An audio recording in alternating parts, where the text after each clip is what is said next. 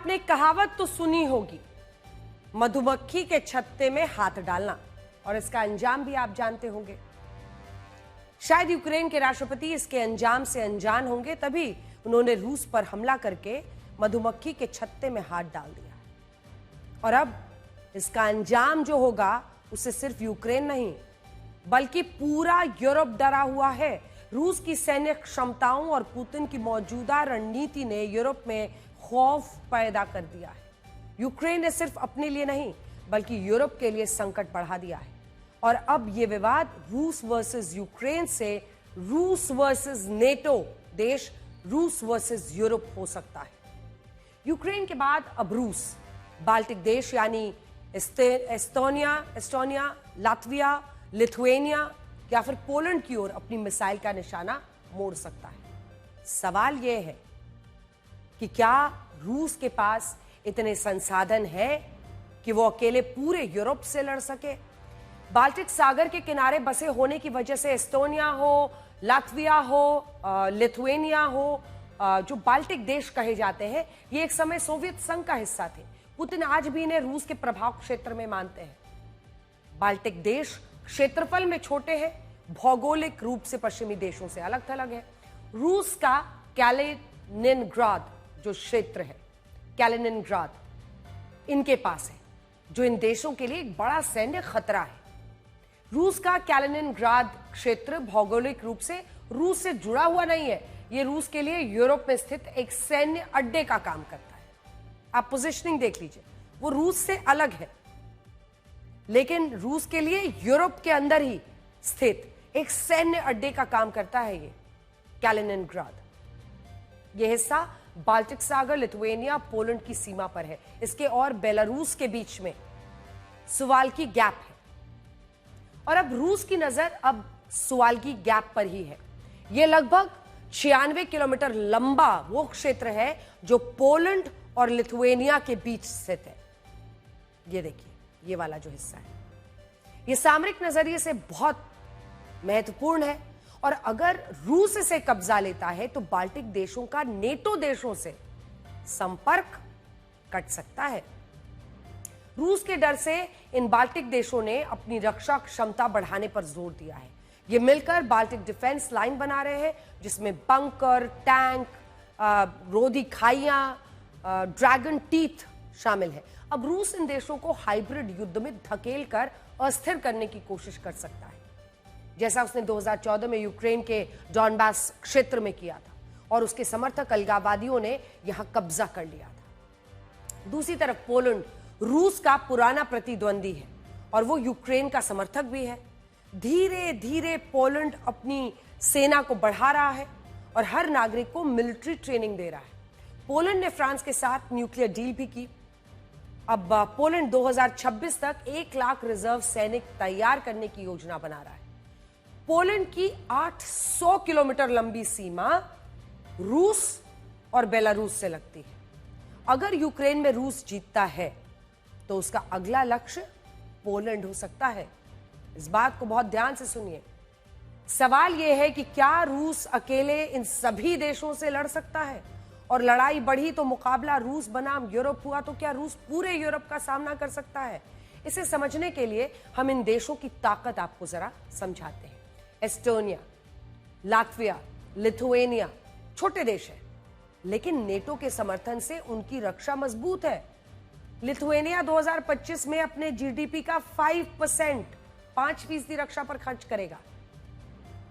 NATO ने 2016 से Baltic देशों और पोलैंड में 4500 से ज्यादा सैनिक तैनात किए। इसके अलावा 2022 के बाद 4 नए बैटल ग्रुप जोड़े हैं। पोलैंड जीडीपी के अनुपात में रक्षा खर्च करने वाला नेटो का सबसे बड़ा देश है। 2024 में उसने अपने जीडीपी का 4.7% अपनी रक्षा में खर्च किया। पोलैंड की सेना में 2,16,000 सक्रिय सैनिक हैं। इसे 2035 तक 3 लाख तक बढ़ाने की योजना है। पोलैंड ने 1000 से ज्यादा टैंक, 600 तोपखाने खरीदे हैं जो ब्रिटेन, फ्रांस, जर्मनी, इटली की संयुक्त ताकत से ज्यादा है। आप सोचिए, पोलैंड ने 1000 से ज्यादा टैंक और 600 तोपखाने खरीदे हैं। एक बार फिर से सुनिए, जो ब्रिटेन, फ्रांस, जर्मनी, इटली की संयुक्त ताकत से भी ज्यादा खरीदारी पोलैंड ने की है। दूसरी तरफ जो रूस की ताकत है वो किसी भी मामले में कम नहीं है, लेकिन यूरोप की सम्मिलित ताकत का सामना करना उसके लिए आसान नहीं होगा। 1 जून को यूक्रेन ने रूस पर हमला किया और उसके अगले ही दिन 2 जून को ब्रिटेन के प्रधानमंत्री केयर स्टारमर ने ब्रिटेन को युद्ध के लिए तैयार करने की कसम खाई। ब्रिटेन के अलावा जर्मनी भी रूस को लेकर सतर्क है। डिफेंस जनरल कार्स्टन ब्रुअर ने कहा है कि नेटो को रूस में बहुत बड़ा रूस से खतरा है। सुनिए। असल में यूरोप के देशों की सबसे बड़ी ताकत नेटो है। नेटो में अभी 32 देश हैं, जिनमें से 30 देश यूरोप के हैं। नेटो के समझौते के तहत इसके किसी भी सदस्य देश पर हमला पूरे नेटो पर हमला माना जाता है और सभी देशों को उसकी रक्षा करनी होगी। वास्तव में ये देश सुरक्षा के लिए अमेरिका पर काफी हद तक निर्भर है और जब से ट्रंप आए हैं तब से वो यूरोप के देशों से नाराज है। ट्रंप ने कहा था कि यूरोप के नेटो सदस्य रक्षा के लिए अमेरिका पर बहुत अधिक निर्भर है। अक्सर ये देश नेटो द्वारा निर्धारित 2% जीडीपी रक्षा खर्च के लक्ष्य को पूरा करने में असफल रहते हैं। इस साल फरवरी में ट्रंप ने कहा कि वो रूस को ऐसे किसी भी नेटो सदस्य पर हमला करने के लिए प्रोत्साहित करेंगे जो नेटो गठबंधन के हिस्से के रूप में अपने बिलों का भुगतान करने में असफल रहता है।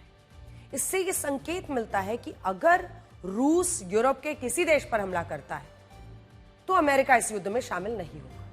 हालांकि ऐसा न हो तब भी यूरोप रूस के मुकाबले कमजोर नहीं। France, Germany, Poland, Italy, Britain, Spain जैसे देशों के पास एक मजबूत सेना है। रूस के पास सिर्फ एक विमान वाहक पोत है, जबकि अकेले ब्रिटेन के पास 2 आधुनिक एयरक्राफ्ट कैरियर्स हैं। फ्रांस, इटली, स्पेन के पास भी एयरक्राफ्ट कैरियर्स हैं। यूरोप के देशों में फ्रांस और ब्रिटेन परमाणु शक्ति से संपन्न देश है। इस वक्त रूस में बड़ी हलचल मची हुई है। रूस के हथियारों के जखीरे की ये तस्वीरें भी आपको देखनी चाहिए जो यूरोप के देशों को डरा रही है। यूक्रेन और यूरोप के लिए सबसे बड़ा डर आज रूस की ओरेशनिक मिसाइल है। रूस के राष्ट्रपति पुतिन ने इस मिसाइल के बारे में बेहद चौंकाने वाली बात, दुश्मनों को डराने वाली जानकारी साझा की है। तीसरे विश्व युद्ध की बढ़ती चिंताओं की आशंकाओं के बीच यह मिसाइल सबसे ज्यादा चर्चा में है। ओरेशनिक। पुतिन ने सबसे पहले कहा कि वो इस मिसाइल का कभी भी इस्तेमाल कर सकते हैं। उन्होंने यह भी कहा है कि ओरेशनिक मिसाइल जहां चाहे वहां टारगेट कर सकती है। पुतिन ने अपने दुश्मनों का मजाक उड़ाते हुए कहा कि वो कीव में अपनी पसंद की जगह चुने, वहां अपने सभी एयर डिफेंस सिस्टम्स को तैनात करें और फिर देखें क्या होता है। उनका कहना था कि हम जहां चाहें वहां निशाना लगा सकते हैं और आपका डिफेंस इस मिसाइल को रोक ही नहीं पाएगा। आप कल्पना कीजिए इसका मतलब क्या है। 6 वॉरहेड्स के साथ ये जा सकता है। जगह चुनकर कोई भी डिफेंस सिस्टम लगा लीजिए, आप इसको रोक नहीं पाएंगे। पुतिन ने कहा कि इस मिसाइल के बड़े हमले का असर परमाणु हथियारों के इस्तेमाल के बराबर होगा। रूस इस साल के अंत तक बेलारूस में ओरेशनिक मिसाइल तैनात करने की योजना बना रहा है और इसकी जगह भी चुन ली गई है।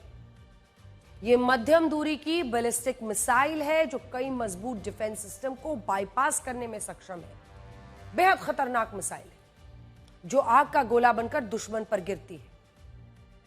पुतिन ने कहा था कि यह ध्वनि की गति से 10 गुना तेज गति से लक्ष्य की ओर बढ़ती है, उल्का पिंड की तरह गिरती है, यूरोप में किसी भी लक्ष्य तक पहुंच सकती है। यह मिसाइल हवा में घूम सकती है। यह पारंपरिक हथियारों से बिल्कुल अलग है क्योंकि इसमें न्यूक्लियर वॉरहेड्स नहीं है, बल्कि इसके वॉरहेड की ताकत इतनी ज्यादा, ये ध्यान से सुनिए, कि यह किसी भी मजबूत सुरक्षा को तोड़ सकता है। पुतिन ने बताया कि इस मिसाइल का तापमान 4000 डिग्री सेल्सियस तक पहुंच सकता है। 4000 डिग्री सेल्सियस, जो सूरज की सतह के तापमान से थोड़ा ही कम है। इसमें जो भी चीज इस विस्फोट के केंद्र में होगी वो राख में बदल जाएगी। ओरेशनिक मिसाइल की तैनाती ने पश्चिमी देशों को चिंता में डाल दिया। 1987 में अमेरिका, तत्कालीन सोवियत संघ ने इंटरमीडिएट रेंज न्यूक्लियर फोर्सेस संधि पर हस्ताक्षर किए थे, जिसके तहत 500 से 5500 किलोमीटर रेंज वाली मिसाइलों को खत्म करने का निर्णय लिया गया था। लेकिन 6 साल पहले दोनों देशों ने संधि से बाहर निकलने का फैसला किया। रूस की इस नई मिसाइल के चलते इस संधि की फिर से चर्चा हो रही है।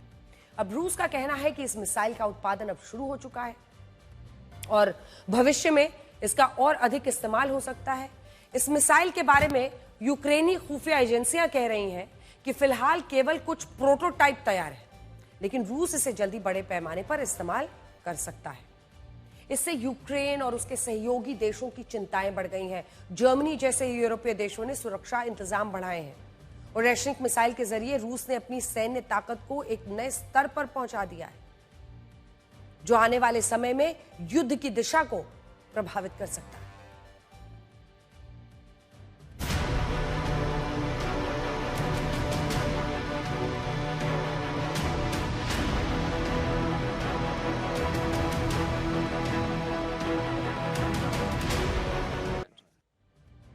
ये सब जानकारियां एक तरफ है, इन सब के बीच रूस और यूक्रेन की सेना के एक दूसरे पर हमले जारी हैं।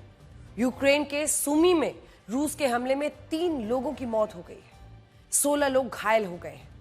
तस्वीरें हम आपको दिखा रहे हैं। रूस ने एक और हमले में यूक्रेन के खार्किव में पोस्टल हब को नष्ट कर दिया।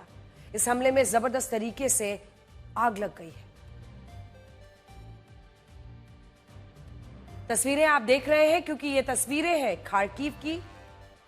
खार्किव में पोस्टल हब को नष्ट कर दिया है। अलग अलग जगहों पर अब रूस वापसी बमबारी करता हुआ यूक्रेन पर जवाबी हमला करता हुआ दिखाई दे रहा है और यह सिलसिला थम नहीं रहा।